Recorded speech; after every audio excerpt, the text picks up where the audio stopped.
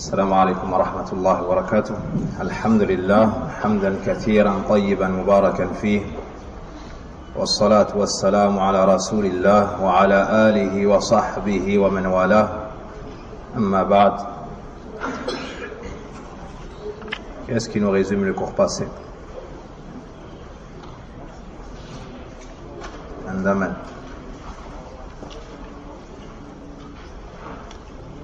تفضل.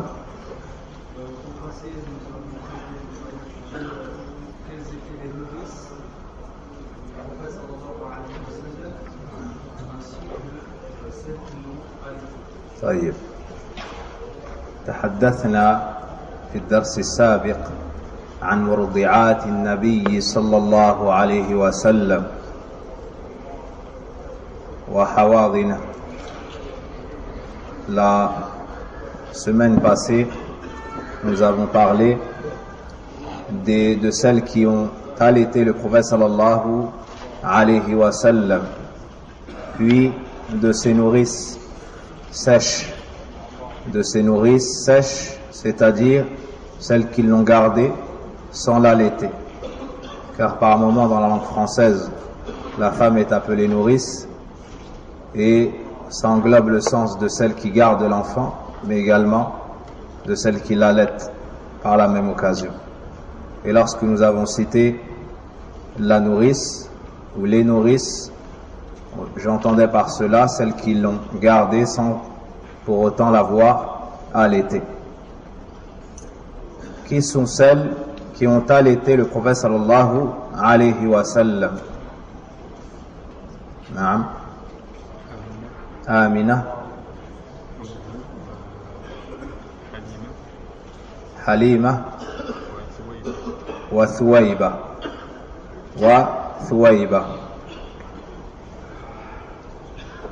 Qui était Thuwayba?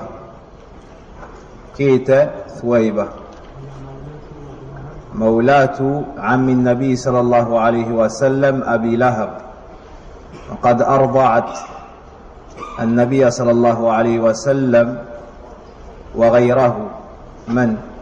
Et Thuwayba a allaité le prophète sallallahu alayhi wa sallam, mais elle a également allaité d'autres personnes connues. Qui sont-ils? Abu Salama, barakallahu fik, et Hamza. Abdurrahman, qui était Hamza ibn Abdil Muttalib? Qui était Hamza radiyallahu anhu?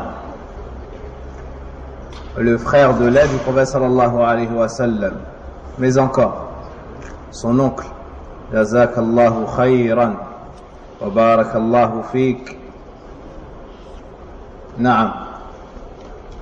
Et celle qui est connue pour avoir allaité le prophète sallallahu alayhi wa sallam, la plus connue était Halimatu al-Sa'diyya. Elle a pris le prophète sallallahu alayhi wa sallam et l'a gardé combien de temps? Inda Bani Sa'd. Elle l'a gardé combien de temps? 4 ans. Naam. Elle l'a gardé 4 ans. Et suite à un événement majeur de la vie du prophète sallallahu alayhi wa sallam, elle l'a ramené à sa mère à Mecca. Lequel? Naam. Shaqqu sadri nabi sallallahu alayhi wa sallam, l'ouverture de la poitrine du prophète sallallahu alayhi wa sallam. Naam. Quel âge avait le prophète sallallahu alayhi wa sallam lors de cela? Naam. Il avait 4 ans.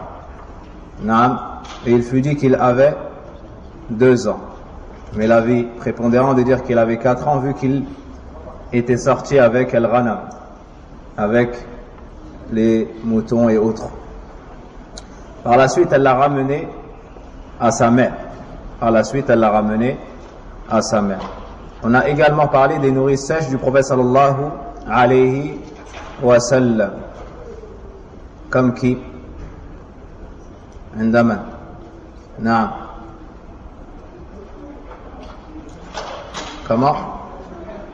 Amina. Yani celles qui l'ont gardé sans l'avoir allaité. Al-Shayma, Qui était Shayma? La fille de Halimatu Sa'diyya. La fille de Halimatu As-Sa'diyya. Elle a embrassé l'islam par la suite. Radiyallahu anha. Et une femme très connue. عندما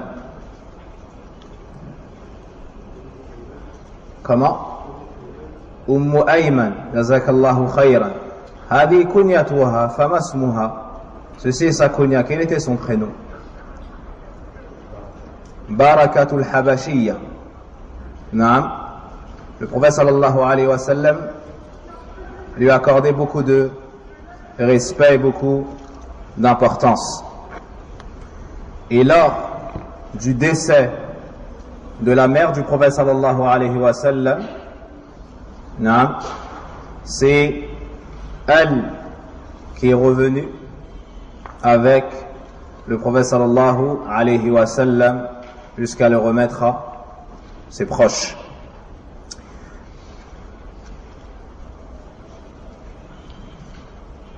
Non. On reprend les vers.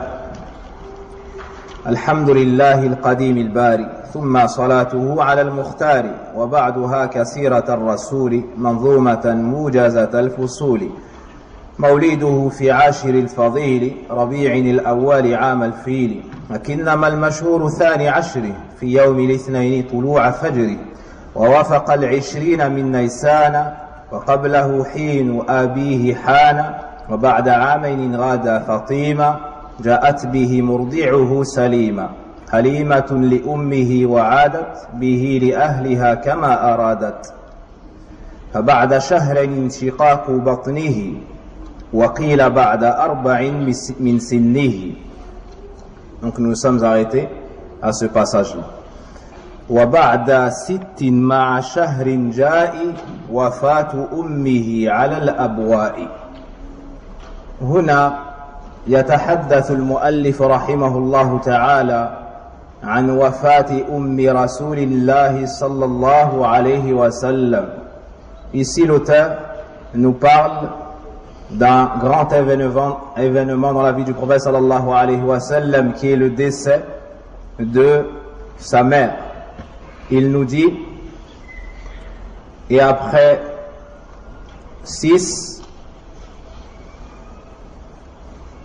suite au mois qui a suivi,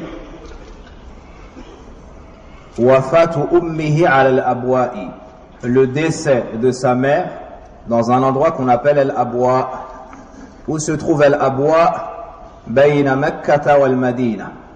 Bayna Makkata wal Madina. Al-abwa' est un endroit qui se situe entre Mecca et Al-Madina.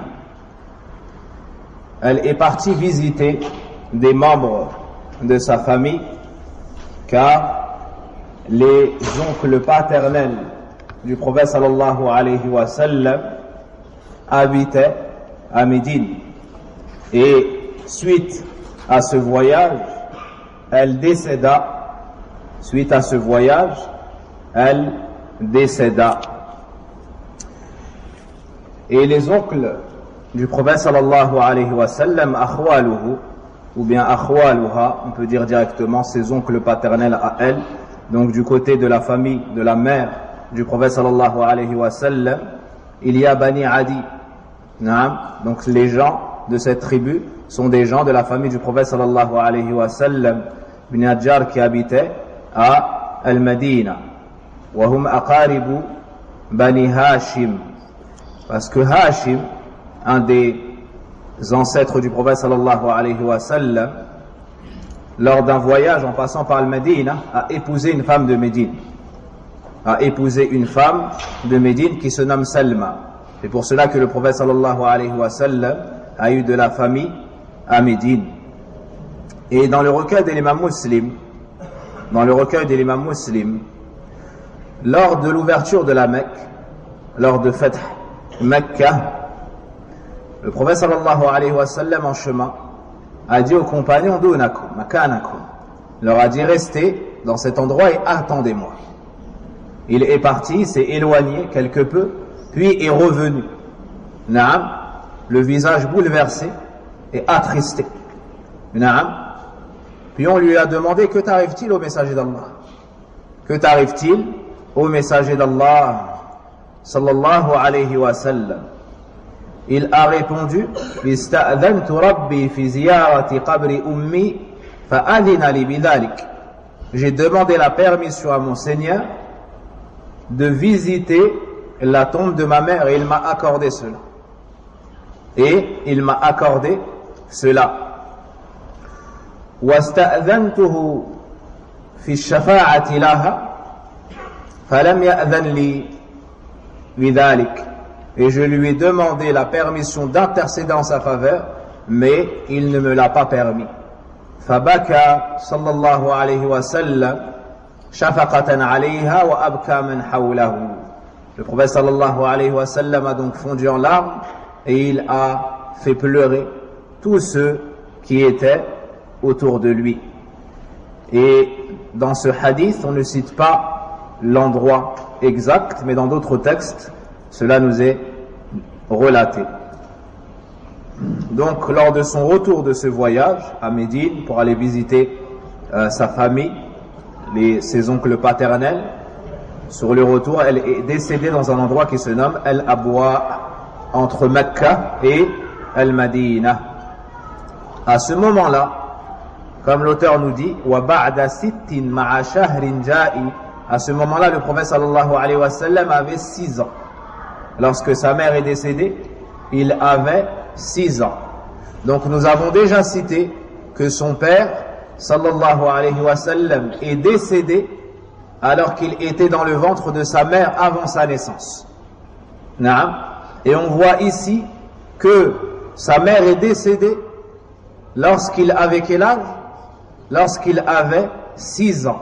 فَبَلَغَ حِينَئِذْ أَعْلَى دَرَجَةِ الْيُتْمِ. Donc à ce moment-là, à 6 ans, il a atteint le plus haut degré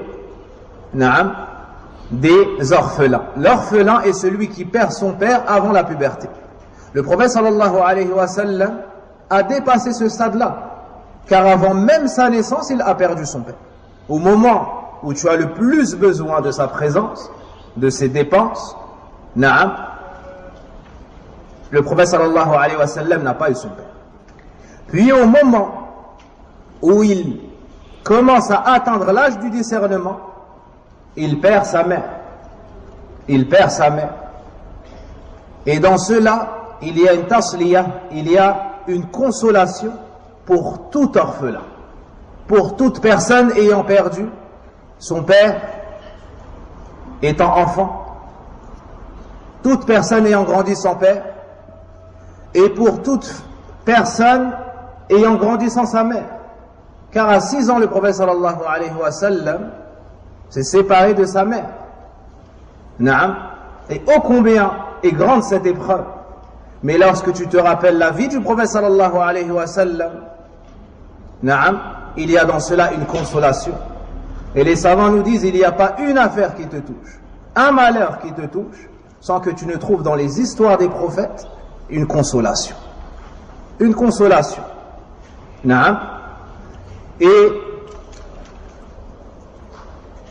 le prophète sallallahu alayhi wa sallam, Allah tabaraka wa ta'ala, avec tout cela l'a éduqué, l'a préservé. Et de là tu comprends l'erreur de celui qui justifie ses mauvaises actions, son égarement et son éloignement de la religion par le fait qu'il n'a pas grandi avec une autorité du père ou avec la douceur d'une mère. هذا رسول رب العالمين وخاتم الأنبياء أجمعين ومع ذلك نشأ يتيما وهو سيد العالمين.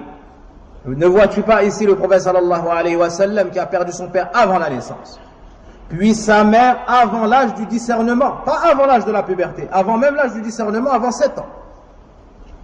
Et Allah Azza wa Jalla l'éduque, le préserve, le guide, et il devient l'élite des hommes, le meilleur de ceux qui ont marché sur la terre d'Allah tabaraka wa ta'ala. Et un des savants nous dit, il a perdu son père. Et quel est le premier mot que prononce l'enfant en général? Hein? Papa ou Abi, avant même maman. Est-ce une ingratitude ou la facilité du makhraj, de la sortie de ces mots-là? Hein? Mais malgré le fait que ce soit la mère qui porte l'enfant, qui souffre, qui l'enfante, qui l'allaite, qui se lève, qui a plus de rahma, l'enfant commence par le père. Walhamdulillah, ala kulli hal. Le prophète sallallahu alayhi wa sallam, lui, n'a pas eu cela. Le prophète sallallahu alayhi wa sallam, lui, n'a pas eu cela. Mais la première chose à laquelle Allah subhanahu wa ta'ala l'a éduqué est le fait de dire Allah. Allah. Il n'a pas son père. Lorsque toi tu as un problème étant petit, tu cours vers qui? Hein? Tu cours vers qui s'il y a un problème? Tu cours vers ton père. Sahih? Si tu ne trouves pas ton père, parce que ton grand frère t'a opprimé ou autre, tu cours vers qui? Vers la deuxième force dans la maison, qui est la mère. Le prophète sallallahu alayhi wa sallam, s'il avait un problème, il ne courait pas vers son père qui n'était pas présent. Il ne courait pas vers sa mère car elle était décédée, mais il levait les mains vers Al-Hayy Al-Qayyum, vers Allah subhanahu wa ta'ala. Et ça, c'est une éducation d'Allah tabaraka wa ta'ala pour le prophète sallallahu alayhi wa sallam. Depuis son plus jeune âge, depuis son enfance, lorsqu'il a besoin d'une chose, lorsqu'il est dans un problème, son cœur se dirige vers où? Vers Allah subhanahu wa ta'ala. Et n'est pas égal, ne sont pas égaux ceux qui, lorsqu'ils ont un problème, se dirigent vers des créatures, et ceux qui, lorsqu'ils ont un problème, se dirigent vers le Créateur. Et cela depuis sa plus tendre enfance. Et cela depuis sa plus grande enfance. Donc Allah Azza wa Jalla l'a préservé. Et Allah Tabaraka wa Ta'ala l'a éduqué. Et Allah Subhanahu wa Ta'ala lui a mis des causes sur son chemin pour qu'il complète le tawhid et pour que ce soit une consolation pour toute personne qui subira les mêmes épreuves après lui. Sallallahu alayhi wa sallam. Si Allah Tabaraka wa Ta'ala te préserve, même si tu n'as pas reçu l'éducation d'un père, ou même si tu n'as pas reçu la miséricorde d'une mère, sache que tu seras sur le bon chemin. Et si Allah Azza wa Jalla n'écrit pas une personne la guider, même s'il est issu d'une famille de prophètes et de messagers, il n'obtiendra pas la guidée, à l'image du fils de Nuh alayhi salam. À l'image du fils de Nuh alayhi salam. Suite au décès de sa mère, Ayman, qui était avec elle, a recueilli le prophète sallallahu alayhi wa sallam, et c'est elle qui l'a ramené à Mecca. Pour le confier à qui? Jazakallahu khayran. Pour le confier à Abdul Muttalib, qui est le grand-père du prophète sallallahu alayhi wa sallam. Qui est le grand-père du prophète sallallahu alayhi wa sallam.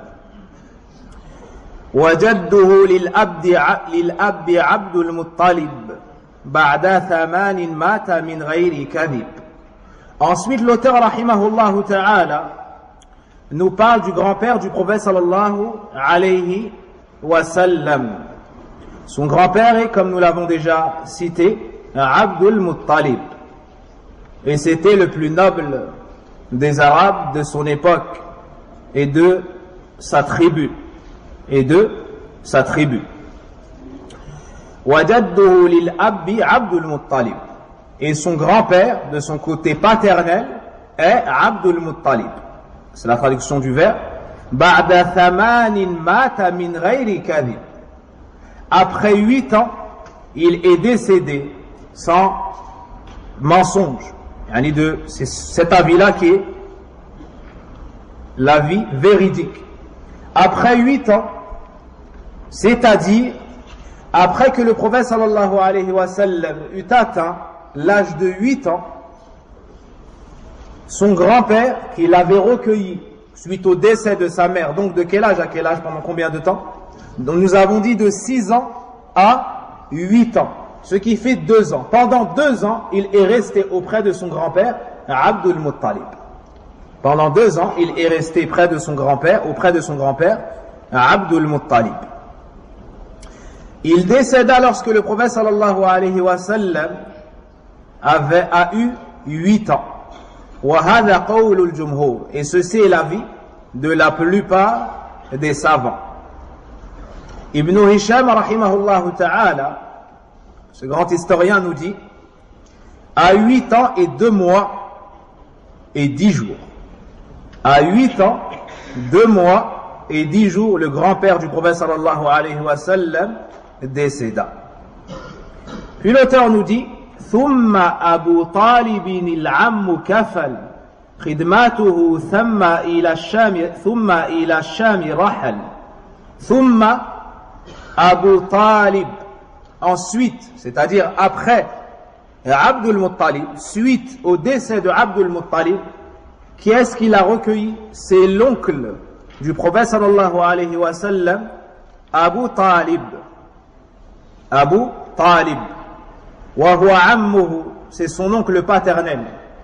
Wa akhu shaqiq li Abdillah, c'est le frère du père du prophète sallallahu alayhi wa sallam.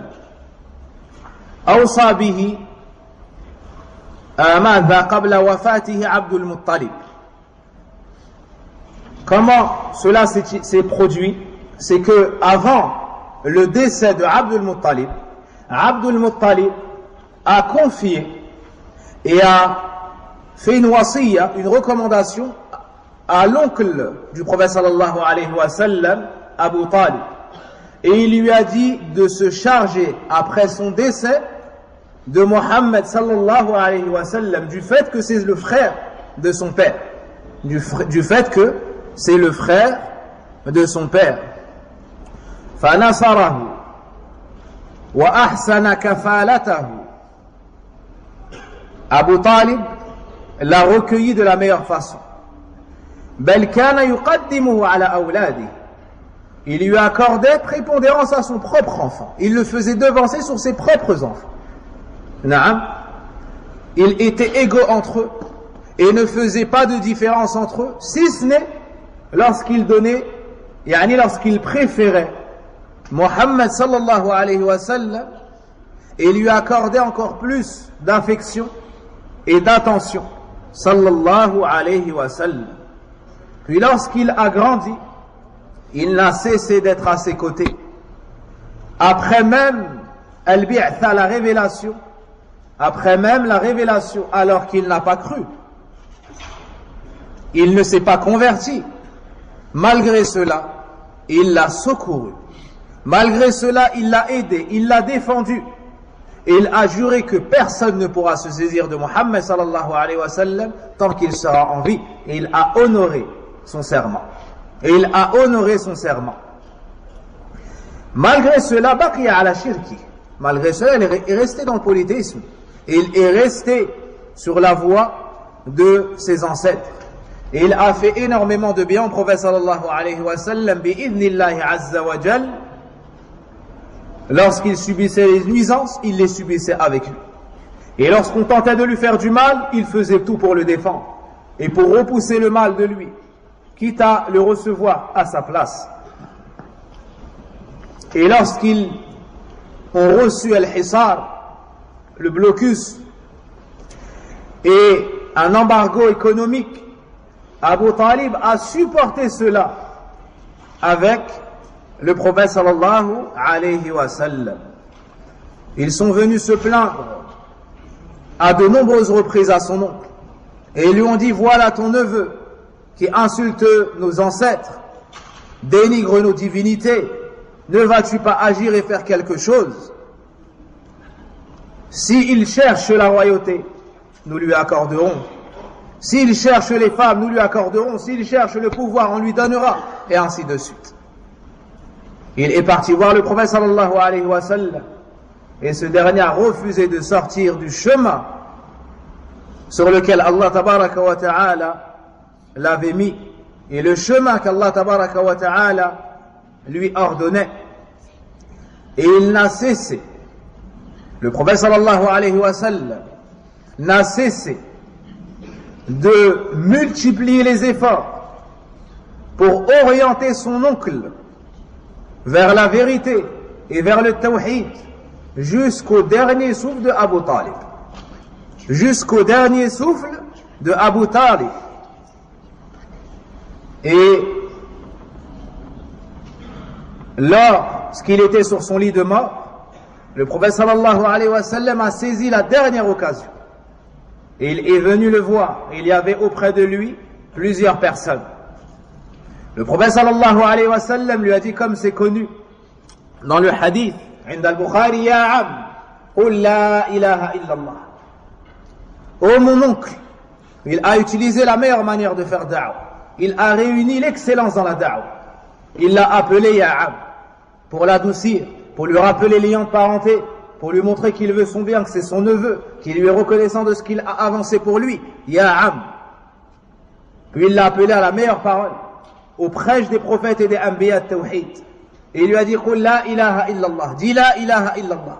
Nulle divinité n'est véritablement digne d'être adorée excepté Allah. Kalima, une seule parole, une seule phrase. Uhajju laka biha indallah. Avec laquelle pour toi je pourrais intercéder chez Allah. Mais il y avait auprès de lui des gens qui lui disaient, Atarghabu an millati Abdil Muttalib. Vas-tu t'éloigner de la voie de tes ancêtres, de Abdil Muttalib, donc du polythéisme, de l'adoration d'Allah et l'Uzza, et de demander al-shafa'a à ces divinités, et de les prendre en tant qu'intermédiaire entre elles, entre lui et Allah subhanahu wa ta'ala. Ma na'buduhum illa liyuqarribuna ila Allahi zulfa. Et le prophète sallallahu alayhi wa sallam ne désespérait pas de le voir guider dans cet instant. Et il lui disait, Ya Am, qul la ilaha illallah. Et il lui faisait da'wa, il l'appelait à l'islam, il lui disait de prononcer la parole du tawhid. Mais son assise lui répétait la même chose. Atarghabu an millati Abdil Muttalib. Vas-tu sortir de la voie de tes ancêtres? Au final, son oncle a dit à la millati Abdil Muttalib. Je reste sur la voie de mes ancêtres, sur la voie de Abdul Muttalib dans le polythéisme. Wa mata ala dhalik. Wa mata ala dhalik. Il est décédé sur cela. Il est décédé sur cela.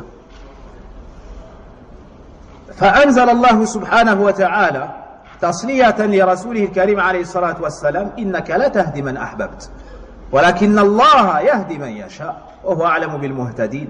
Allah Azza wa Jal, pour le consoler, a révélé, certes, tu ne guides pas qui tu aimes. Qui tu aimes voir guider. Certes, tu ne guides pas qui tu aimes, mais c'est plutôt Allah qui guide qui il veut. Mais c'est plutôt Allah qui guide plutôt qui il veut. Et ça, c'est une leçon de tawhid. Ça, c'est une leçon de tawhid. Si les personnes les plus proches du prophète sallallahu alayhi wa sallam, ceux qui ont fourni le plus d'efforts pour le préserver, l'éduquer, l'élever, le défendre, dans l'aisance et dans la difficulté, si pour eux, le prophète sallallahu alayhi wa sallam n'a pas pu faire ce qu'il voulait, à plus forte raison, ceux qui ont un niveau moindre que le sien. Ceux qui ont un niveau moindre que le sien, sallallahu alayhi wa sallam. Et parmi les choses les plus étonnantes, c'est qu'il y avait dans cette assise des gens qui n'avaient pas ce lien de parenté direct avec le prophète sallallahu alayhi wa sallam. Pourtant Allah les a guidés à l'islam par la suite.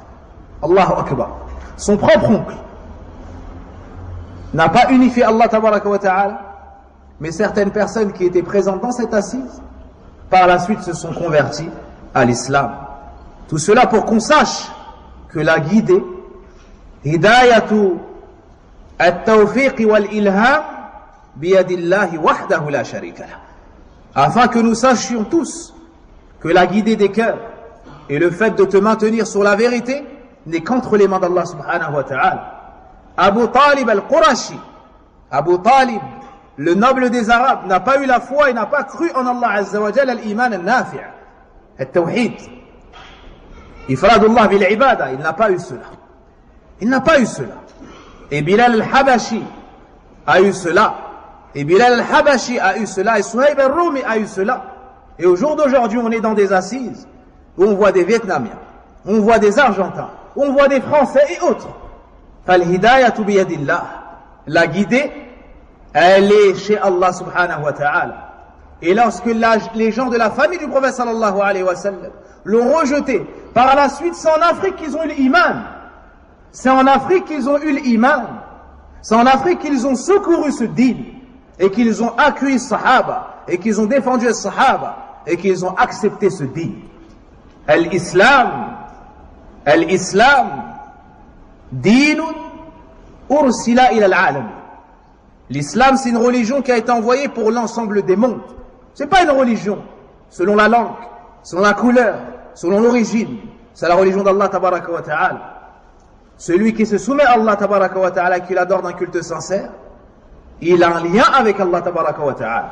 Et celui qui ne se soumet pas avec Allah, à Allah subhanahu wa ta'ala, et celui qui ne se soumet pas à Allah tabaraka wa ta'ala avec le monothéisme pur dans l'adoration, il n'a pas le lien avec Allah subhanahu wa ta'ala, même si fût-il le proche du prophète sallallahu alayhi wa sallam. Ça c'est une leçon, on doit la comprendre, on doit l'assimiler.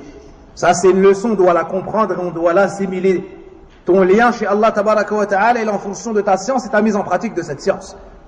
En fonction de la transmission de cette science et en fonction de ton endurance dans cela, dans tout cela. Dans l'ilm, l'amal, le-da'wa. Na'am. Walhamdulillahi rabbil alamin. Par la suite, comme Ibn Kathir rahimahullah ta'ala nous dit, le prophète sallallahu alayhi wa sallam a dit la astaghfiranna lak. Assurément, j'invoquerai le pardon d'Allah pour toi, c'est-à-dire Abu Talib. Ma lam unha and. Tant qu'on ne m'interdira pas cela, c'est-à-dire qu'en tant qu'Allah azza wa jal ne m'interdira pas cela. Regarde ici le prophète sallallahu alayhi wa sallam. Il ne fait pas jouer les sentiments devant les textes. Naam, celui qui est converti, il peut passer par des épreuves difficiles. Pourquoi? Parce que dans sa famille il y a des croyants et dans sa famille il y a des non-croyants. Naam. Et lorsqu'il est amené par moments à faire des choix, il peut être touché par l'atifa, par les sentiments. Naam. Ici le prophète sallallahu alayhi wa sallam nous a montré quel était le juste milieu. Faire tout son possible pour accorder ou pour montrer le bon chemin. Naam. Sans outrepasser les limites. Sans transgresser les limites. Ma lam unha an. Tant qu'on ne m'interdira pas cela. Tant qu'on ne m'interdira pas cela. Et par la suite, suite à son décès, Al-Abbas, radiallahu anhu, un des oncles du prophète sallallahu alayhi wa sallam, est venu voir le prophète sallallahu alayhi wa sallam. Et c'est son frère qui est décédé, Abu Talib. Et il a dit au prophète sallallahu alayhi wa sallam, Hal nafa'ta Aba Talibin bi shay? Est-ce que tu as pu être profitable à Abu Talib en quoi que ce soit? Fa innahu kana yahutuk. Assurément, il t'aidait, il te défendait, et il se met en colère pour toi, pour ta cause. Naam, il se met en colère pour ta cause. Qala na'am, lawla ana. Le prophète sallallahu alayhi wa sallam a dit oui. Nous c'était ma cause, la kana fi asfalin nar. Sans ma cause, il aurait été au plus profond du feu. Et il se trouvera où il se trouve fi dahdah min an-nar. Et dahdah, à la base, c'est la flaque. Voyez-vous lorsque l'homme a ses pieds dans une flaque d'eau,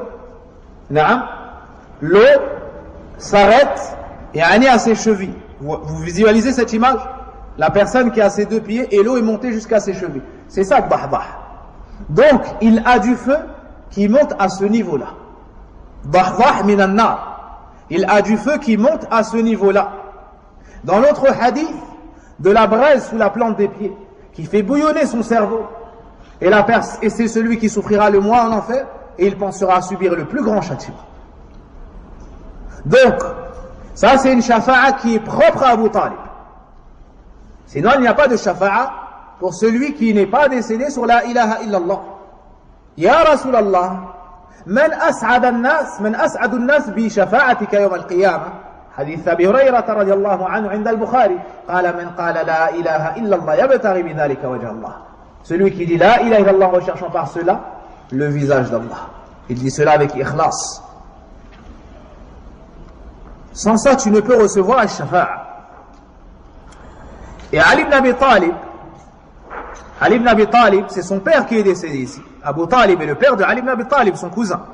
Radiallahu anhu. Il est venu voir le prophète sallallahu alayhi wa sallam et il lui a dit: qu'as-tu donc fait pour le cheikh Ad-Dal, la personne âgée qui était égarée, en parlant de son père? Il lui a dit: Inna cheikh Ad-Dal qad mat. Il lui a dit: la personne âgée égarée est bel et bien décédée. Puis il a ordonné à ce qu'il soit enterré. Et Abu Talib a tellement fait pour le prophète sallallahu alayhi wa sallam. Et les Sahaba ont témoigné de cela, ont vécu cela, le prophète sallam en premier lieu. À un point tel que même les Sahaba espéraient l'islam d'Abu Talib. Et la plus belle histoire qui nous montre cela est la qissa de la conversion du père de Abu Bakr. Naam, Abu Quhafa. Sa kunya est Abu Quhafa. Et il se nomme Uthman. Abu Bakr, c'est la kunya de Abu Bakr. Ça, il est connu sous sa kunya. Et son prénom, c'est Abdullah. Son père également est connu sous sa kunya. Il se nomme Abu Quhafa. Et son prénom, c'est Uthman. Donc, qui est Abdullah ibn Uthman? C'est Abu Bakr al-Siddiq. Abu Bakr al-Siddiq se nomme Abdullah ibn Uthman. Naam. Radiallahu anhuma. La meilleure des familles chez Sahaba, radiallahu anhum. Écoutez cette histoire bouleversante. Fi Amil Fath, fi Fath Mecca, lors de l'ouverture de la Mecque, le père de Abu Bakr avait atteint un âge très avancé. Et il était proche de la cécité. Il était pratiquement aveugle. Il était avec une fille de sa famille lors de l'ouverture de la Mecque. Et il a dit: que vois-tu au loin? C'était un homme d'expérience, il était âgé. Elle lui a dit: je vois Mada, comme un tourbillon, comme, vous voyez, lorsque les chevaux galopent, et que le sable se soulève, elle lui a dit: je vois cela. Et elle lui a décrit la scène. De par son expérience, il lui a décrit ce qui se passait. Puis, il lui a dit de l'emmener en sécurité dans tel endroit. Par la suite, le prophète sallallahu alayhi wa sallam a pris la Mecque. Et il a dit: celui qui entre dans la maison d'Abu Sufyan sera amin. Celui qui. Plus tard, Abu Bakr est venu avec son père auprès du prophète sallallahu alayhi wa sallam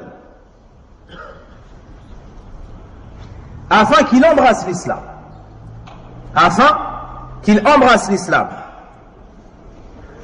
Lorsque le prophète sallallahu alayhi wa sallam l'a vu, il avait les cheveux blancs. Il avait presque perdu la vue. Il avait la barbe blanche, les cheveux blancs, il avait presque perdu la vue. Le prophète sallallahu alayhi wa sallam lui a dit: Ya Abu Bakr, hallan abqaytahu inda fa'ataynah nahnu. Le prophète sallallahu alayhi wa sallam lui a montré, il lui a fait da'wa avec son comportement. Il lui a dit: Ya Abu Bakr, pourquoi n'as-tu pas laissé cette personne âgée chez elle afin que nous déplacions vers elle? Ça, c'est l'excellence dans le comportement avec les personnes âgées. Et l'excellence dans la da'wa. Quel sera l'état de ton cœur alors que le messager d'Allah, du Seigneur des mondes, le meilleur des hommes et des messagers, tu l'entends dire ça de toi? Et ça n'est pas à toi de te déplacer vers moi, c'est toi qui méritais que je vienne vers toi. Sans aucun doute, ta poitrine, elle va s'ouvrir. Sans aucun doute, ta poitrine, elle va s'ouvrir au bien et aux paroles de cet homme qui a la meilleure éducation et les plus belles paroles. Puis, il l'a invité à l'islam. Et Abu Quhafa a dit: Ashhadu an la ilaha illallah wa annaka rasulullah. Abu Quhafa, après avoir atteint un âge très avancé, a dit: j'atteste et je témoigne qu'il n'y a point de divinité digne d'être adorée excepté Allah. Et j'atteste et je témoigne que tu es le messager d'Allah. Il s'est converti à l'islam. Le prophète sallallahu alayhi wa sallam a dit changer la couleur de ses cheveux. يعني teigner ses cheveux avec du henné et autres. Naam.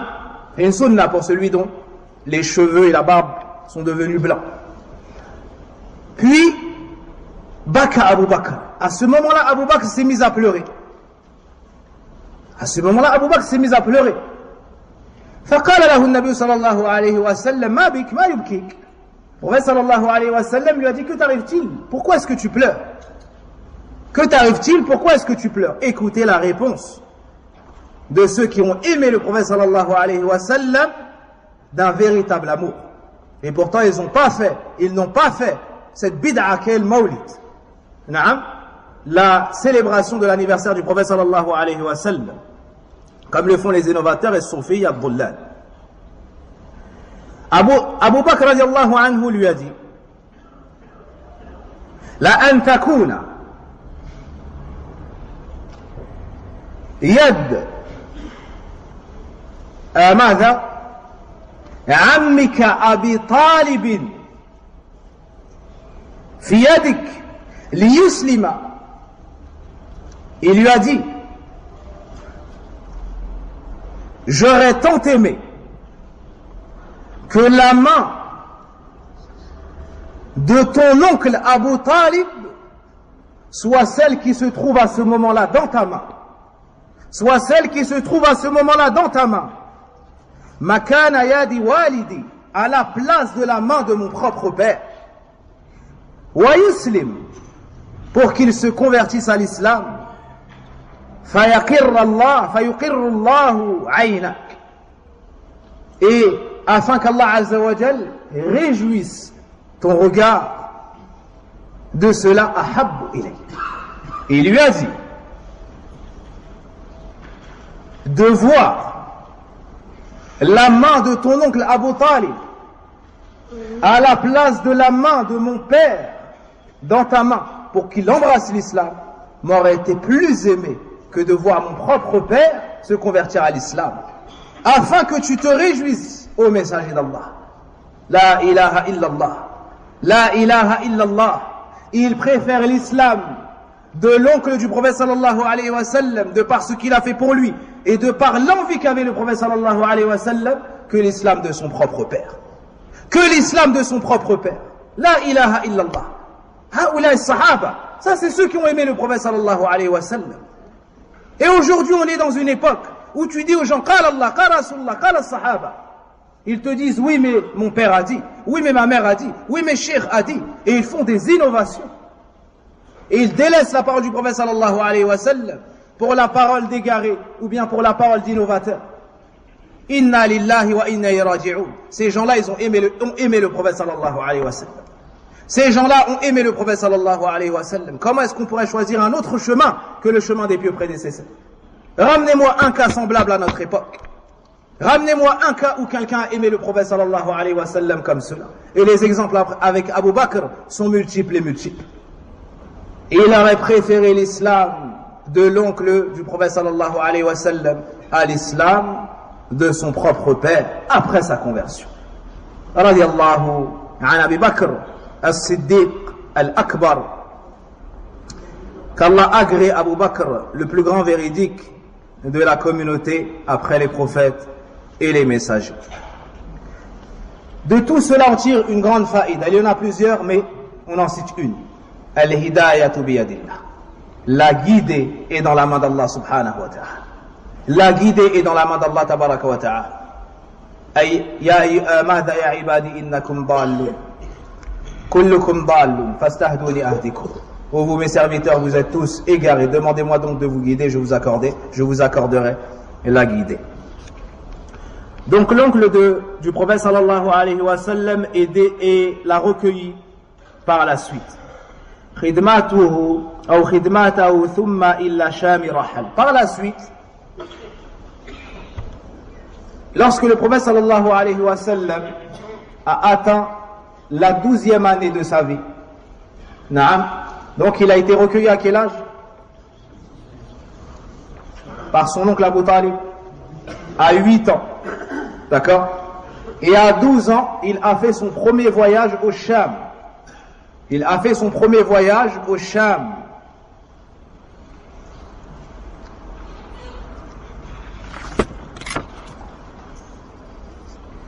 وَذَاكَ بَعْدَ عَامِ 12. L'auteur nous dit ensuite, et cela après sa 12e année. Tous ces chiffres font référence à quoi à chaque fois? À l'âge du prophète sallallahu alayhi wa sallam. Et pour maîtriser les grandes étapes de la vie du prophète sallallahu alayhi wa sallam, il te faut les noter sous ces grands événements. Tu notes que 6 mois avant sa naissance, environ avant sa naissance, son père est décédé. Tu notes que Halima l'a pris pour l'allaiter. Tu notes qu'à 4 ans, elle l'a ramené. Tu notes qu'à 6 ans, sa mère est décédée. Tu notes que son grand-père l'a recueilli. Et qu'à 8 ans, il est décédé. Tu notes que Abu Talib l'a recueilli. Et qu'à 12 ans, il a voyagé avec lui, Ficham. En 2 lignes, tu retiens cela. En 2 lignes, tu retiens cela. Puis tu développes. Donc tu fais un résumé que tu mémorises par cœur. Que tu es capable de compter à une personne. Et tu développes dans un autre cahier. Et tu développes dans un autre cahier ce qui se passe entre ces différentes étapes. Et dans cela, il n'y a aucune perte de temps. Au contraire, c'est la base du din. Ça fait partie de l'usul al-thalath. Ça fait partie de l'usul al-thalath. Et Abdel Ghani al-Maqdisi, il a écrit quoi par exemple? Un des livres les plus connus, un recueil de hadith. Après peut-être Al-Arba'in Nawawiyya, le plus connu qu'on mémorise ensuite. Umdatul Ahkam. Naam. Il a écrit Mukhtasar al-Sira. Il a écrit un livre de Sira qui s'appelle Mukhtasar al-Sira. Un homme, parmi ses élèves, a rencontré un moine ou une personne semblable.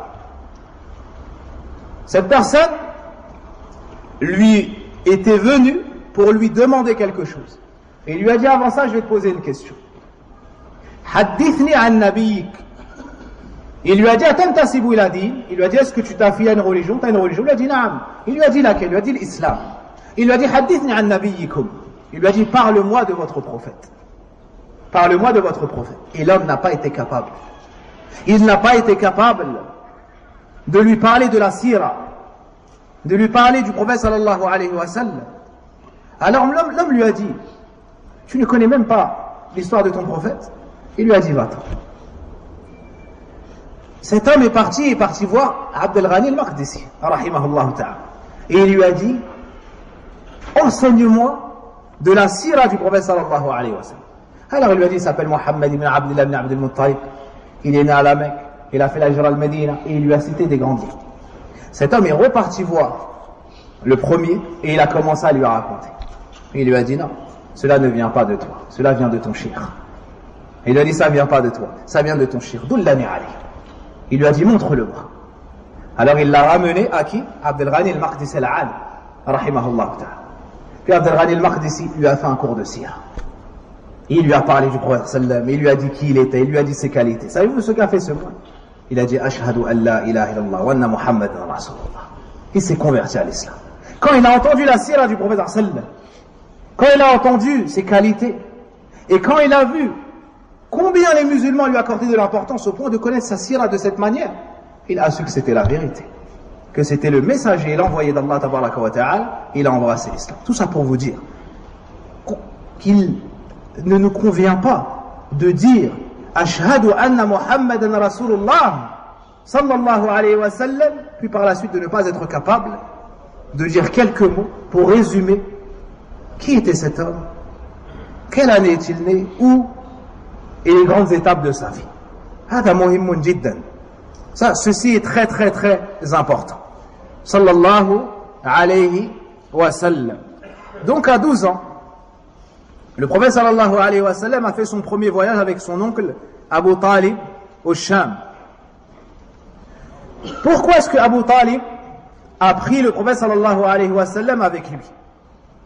Les savants ont dit li tamam lutfihi, de par la perfection de sa douceur et de sa bienfaisance envers lui, il n'a pas voulu le laisser à la Mecque sans savoir qu'il y avait une personne apte à s'en occuper comme lui le ferait.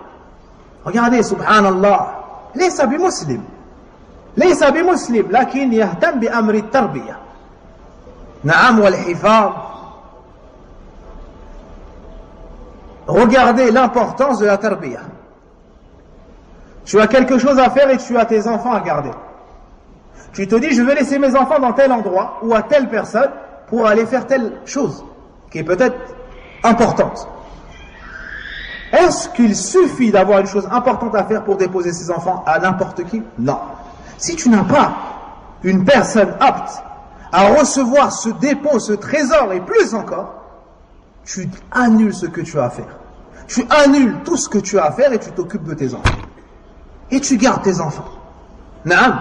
Comment est-ce que l'un d'entre nous dépose ses enfants à des personnes qui ne savent même pas s'occuper d'elles-mêmes? Comment l'un d'entre nous dépose ses enfants? Naam. Dans des garderies ou autres, où ces gens-là ont abandonné leurs propres enfants.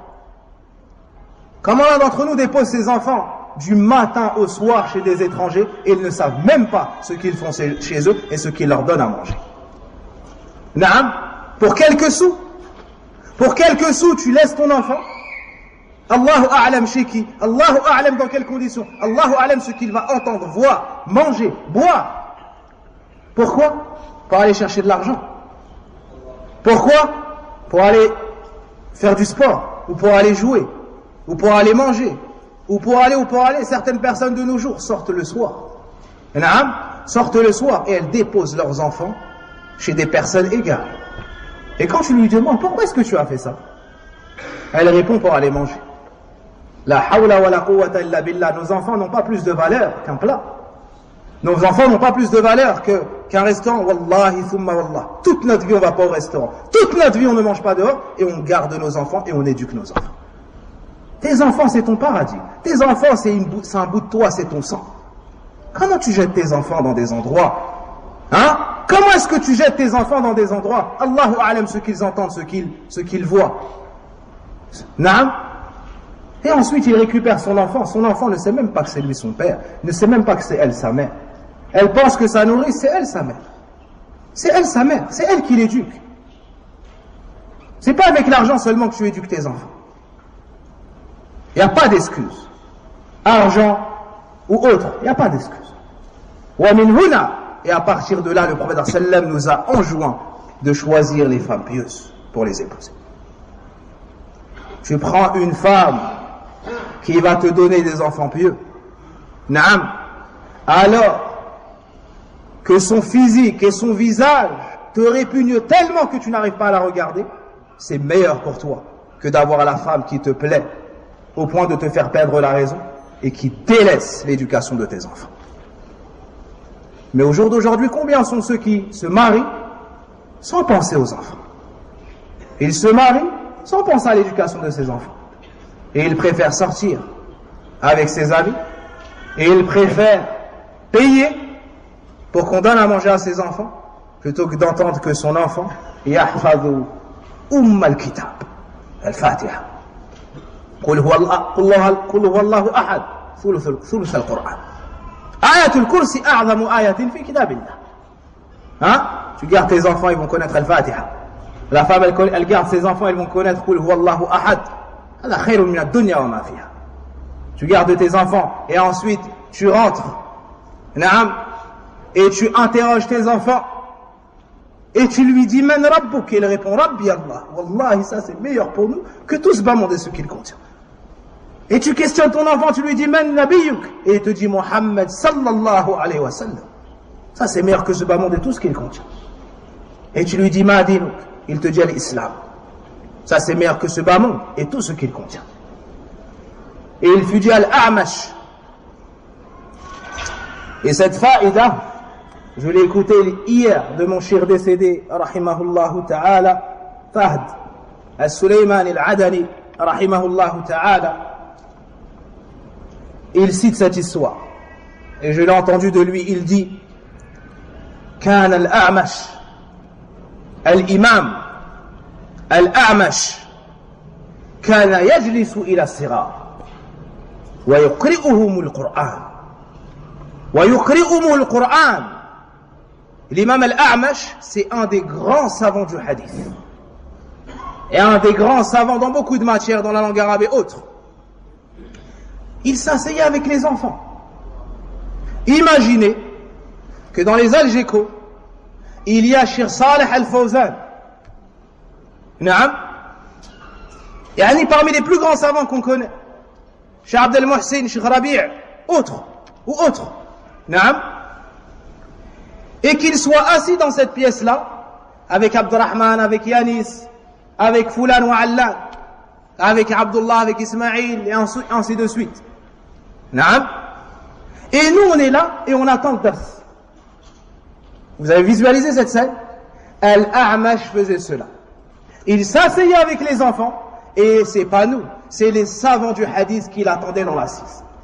Alors ils allaient le voir et lui disaient: Ya imam, ahlul hadith mujtami'ouna fil masjid yantadiruna tahdithak. Oh imam, les savants du hadith sont réunis à la mosquée, ils t'attendent pour le hadith. Vous savez ce qu'il lui disait? T'es assis avec ses enfants? Il lui répond: Uskut ya ahmaq. Tais-toi, idiot. Haoula as-sighar, haoula as-shabab, hum alladhina yahfadhuna dinaka ghadan fil mustaqbal. Et il lui dit: tais-toi. Ces enfants que tu vois, ce sont ceux qui vont préserver ta religion demain. Ce sont les imams et les savants de demain. Il s'asseyait avec eux, il leur apprenait le Fatiha. Il s'asseyait avec eux, il leur apprenait Qul huwallahu ahad. Il leur apprenait du Coran. Naam, il éduquait ces enfants-là. Et regarde ici Abu Talib. Il refuse de laisser le prophète sallallahu alayhi wa sallam à Mecca parce qu'il n'a pas quelqu'un pour le garder. Et tu trouves les deux parents qui sortent pour travailler alors qu'ils ne sont pas dans le besoin. Naam, et ils délaissent l'enfant pour qu'il soit mis dans des prisons abstraites ou pour qu'il soit confié à des étrangers. Ils font des enfants et ensuite ils les confient à droite et à gauche. Puis lorsque l'enfant atteint l'âge de la puberté, il lui dit: tu ne me respectes pas, je suis ton père. Tu ne me respectes pas, je suis ta mère. Il respecte qui? Il respecte sa nourrice. Parce qu'il a connu elle.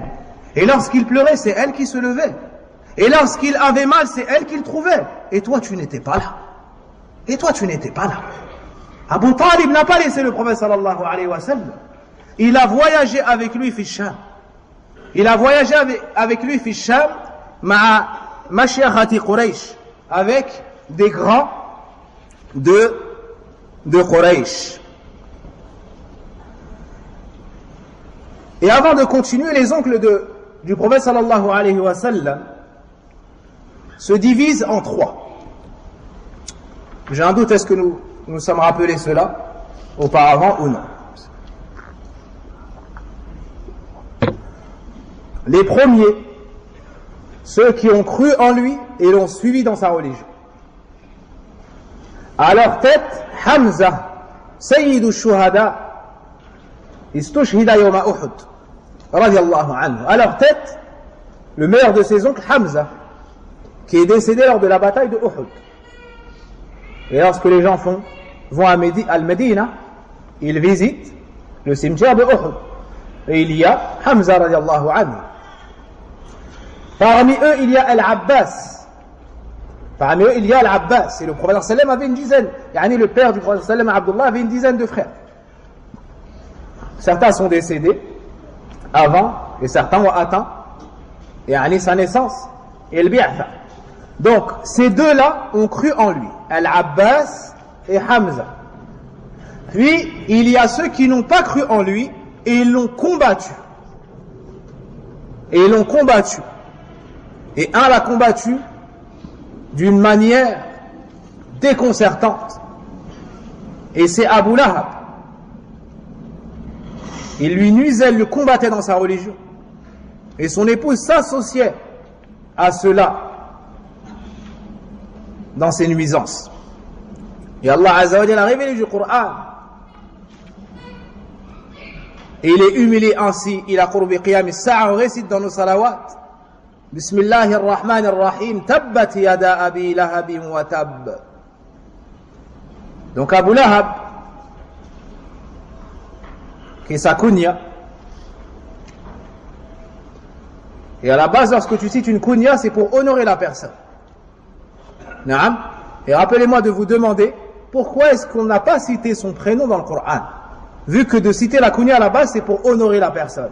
Et Abu Lahab n'est pas honoré. Naam, il est humilié de par ses mauvaises actions. Et entre les deux, il y a ceux qui n'ont pas cru, mais ne l'ont pas combattu, au contraire, ils l'ont secouru. C'est une personne qui est Abu Talib. Donc les oncles du prophète sallallahu alayhi wa sallam se divisent en trois. Ce qu'il a connu. Ceux qui ont cru en lui et l'ont suivi dans sa religion, Hamza et Al-Abbas. Ceux qui n'ont pas cru en lui et l'ont combattu, Abu Lahab. Ceux qui n'ont pas cru en lui mais l'ont secouru, sans pour autant entrer dans sa religion, Abu Talib. Naam. Lors de ce voyage, les gens de Quraysh ont voyagé vers Al-Sham pour faire du commerce. C'est connu que Quraysh était un peuple de commerçants. Abu Talib a pris avec lui son neveu, donc avec ses grands de Quraysh, et en chemin, ils ont rencontré un moine, un rahib. Et c'est la suite des vers dans lesquels l'auteur rahimahullah ta'ala ibn Abil Izz, Ali ibn Ali, nous dit وَكَانَ مِنْ أَمْرِ بَحِيرًا مَشْتَهَرٍ. Et il s'est passé une chose avec Bahira. Bahira, il n'y a pas de texte. Selon ce que certains savants ont dit, il n'y a pas de texte authentique qui affirme que le nom de ce moine était Bahira, mais c'est ce qui s'est répandu et ce qui est connu entre les gens. Donc, ils sont sortis dans ce voyage, et en chemin, ils avaient l'habitude de passer vers cet abri où il y avait un moine, qu'on surnomme donc Bahira. Qu'on surnomme donc Bahira. Ce moine n'avait pas l'habitude de sortir vers eux. Ce moine n'avait pas l'habitude d'aller à leur rencontre. Mais ce jour-là, il est sorti à leur rencontre. Il est sorti à leur rencontre et a cherché, c'est comme s'il cherchait quelque chose.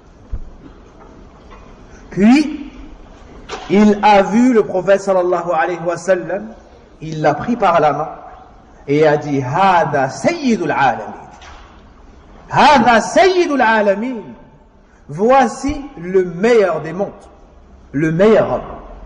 Alors ils lui ont dit Wa ma ilmuka bidhalik. Comment est-ce que tu sais ça? Il a répondu j'ai vu des signes. Il a dit j'ai vu des signes. Il a cité certains signes. Parmi ces signes, le fait qu'il était couvert, on nous rapporte des signes. Parmi ces signes, le fait qu'il y avait durant ce voyage un nuage qui accompagnait le prophète sallallahu alayhi wa sallam pour le préserver de la chaleur et du soleil.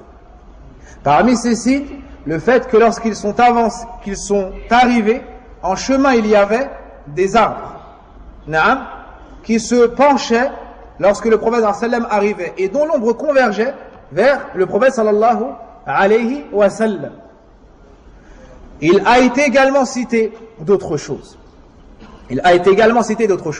Puis Bahira a dit Man waliyu hadha al-fata, qui est le responsable de cet enfant ou de cet adolescent. Abu Talib a dit moi. Il lui a dit je te demande par Allah, fais demi-tour, rebrousse chemin et retourne avec lui d'où vous venez. Retourne avec lui à la Mecque. Il lui a dit pourquoi cela? Et il lui a dit si un Roum l'attrape, ils l'assassineront. Pourquoi? Il y avait des gens du livre qui avaient reçu la description du prophète sallallahu alayhi wa sallam et qui le reconnaissaient ou bien qui étaient prédisposés à le reconnaître une fois venu, car dans leur livre sa description est faite. Sa description est faite et dans les textes sa description est faite, comme on en citera certains incha'Allah ta'ala. Puis il n'a cessé de réitérer sa demande et il s'est montré très insistant. Il n'a pas cessé de demander à Abu Talib, donc le responsable du prophète sallallahu alayhi wa sallam, de rebrousser chemin et de rentrer avec Muhammad sallallahu alayhi wa sallam à la Mecque afin qu'il ne soit pas assassiné. Il a réussi à le convaincre et Abu Talib a renvoyé le prophète sallallahu alayhi wa sallam à la Mecque avec certains de ses servants et certaines personnes de Quraysh, et lui a continué son chemin. Et il fut dit d'autres choses. Et il fut dit d'autres choses. Ce hadith-là est rapporté par certains savants, comme l'imam al-Tirmidhi et d'autres, si ce n'est que les savants ont grandement divergé quant à l'authenticité de ce texte. Certains l'ont rejeté sévèrement, et le plus célèbre dans cela est l'imam al-Dhahabi rahimahullah ta'ala, qui a dit que ce texte est dhaïf, et il l'a même accusé de mensonge. Naam, il a même dit qu'il y a du mensonge, car certains mots sont munkar, comme le fait de dire qu'à sa venue, tout s'est prosterné, les arbres, les pierres et ainsi de suite, alors qu'il a été envoyé avec le tawhid. Donc il ne convient pas de se prosterner devant un prophète. Il ne convient pas de se prosterner devant un prophète. À l'opposé, certains savants, comme Ibn Kathir rahimahullah ta'ala, même s'il n'a pas affirmé avec détermination, mais ce qui apparaît, c'est qu'il a retenu ce hadith. Peut-être pas toutes les paroles, mais il a une base. Et beaucoup d'autres, et parmi les plus connus, parmi les contemporains, l'imam al-Albani rahimahullah ta'ala a accepté ce hadith. Naam, a accepté ce hadith. Et avant lui, l'imam al-Suyuti, avant lui, al-Hakim, al-Tirmidhi. Donc il y a une grande divergence. Les savants nous disent au final, ce qui apparaît, c'est que ce hadith a une base. Mais certains passages, sans aucun doute, ne sont pas authentiques. Par exemple, le fait qu'Abu Moussa al-Ash'ari radiallahu anhu rapporte cette qissa, alors qu'il était fil Habasha, ou bien alors que, ou bien, commençons par Bilal. On nous dit qu'on a envoyé Bilal à Abu Bakr pour rentrer avec lui. Abu Bakr n'a acheté Bilal pour l'affranchir ensuite qu'après le bi'atha. Bilal n'était pas né à cette époque. Naam.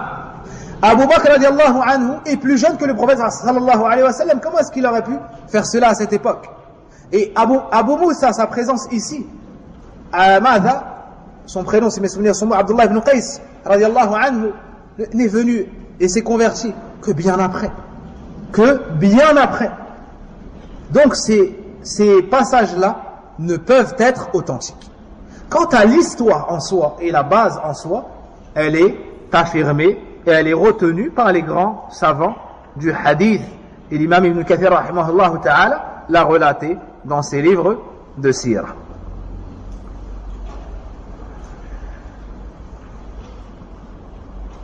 Al-Muhim, ceci est son premier voyage vers Al-Sham, et à 2 reprises il nous a été rapporté de sources authentiques qu'il a voyagé vers Al-Sham. Ceci est la première étape, ou le premier voyage. Et les gens du livre connaissent le prophète sallallahu alayhi wa sallam à travers leur livre et la description qui en a été faite. Parmi ces points, Khatamun Nubuwa, le sceau de la prophétie.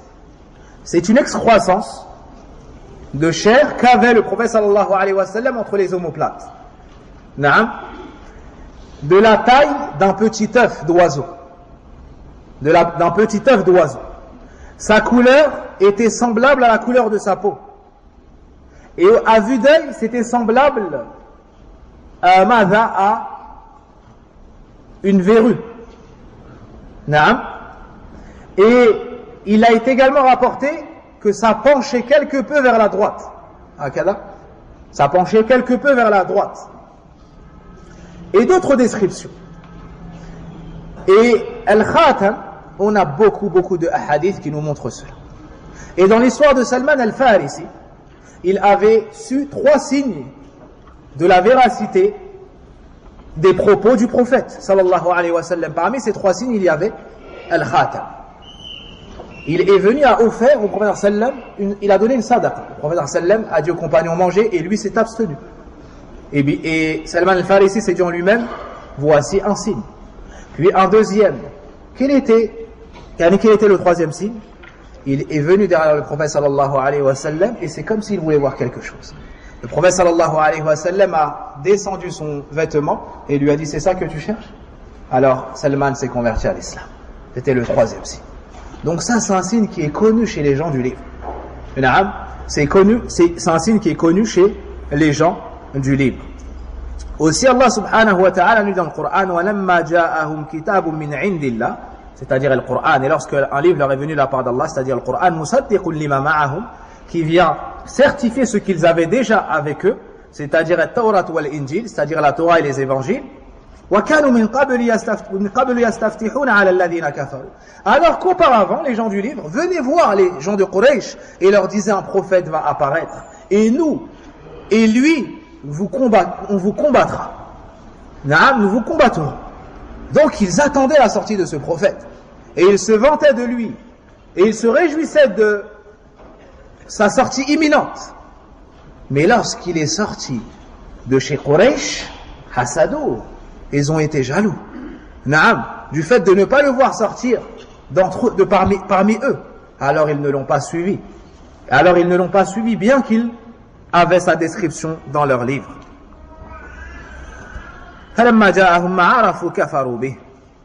Ça c'est dans Surat Al-Baqarah, le verset 89. Allah subhanahu wa ta'ala nous dit également dans Surat Al-Saf, وَإِذْ قَالَ عِيسَى بْنُ مَرْيَمَ يَا بَنِي إِسْرَائِيلَ إِنِّي رَسُولُ اللَّهِ إِلَيْكُمْ. Et lorsque Isa, fils de Maryam, dit aux enfants d'Israël, je suis le messager d'Allah qui vous a été envoyé, مُصَدِّقًا لِمَا بَيْنَ يَدَيْهِ, qui vient certifier, affirmer, reconnaître ce qu'il y a auprès de nous, min at-Tawrati, comme Torah wa mubashiran bi rasulin, et je vous annonce la bonne nouvelle d'un messager, ismuhu ayati min ba'di, qui viendra après moi, ismuhu Ahmed, dont le nom est Ahmed. Donc dans les livres des gens du livre, le prophète Mohammed sallallahu alayhi wa sallam est signalé et cité sous l'appellation de Ahmed. Et le prophète sallallahu alayhi wa sallam nous a dit Nali asma'a ana Muhammad wa ana Ahmed. Et il nous a informé de ces noms.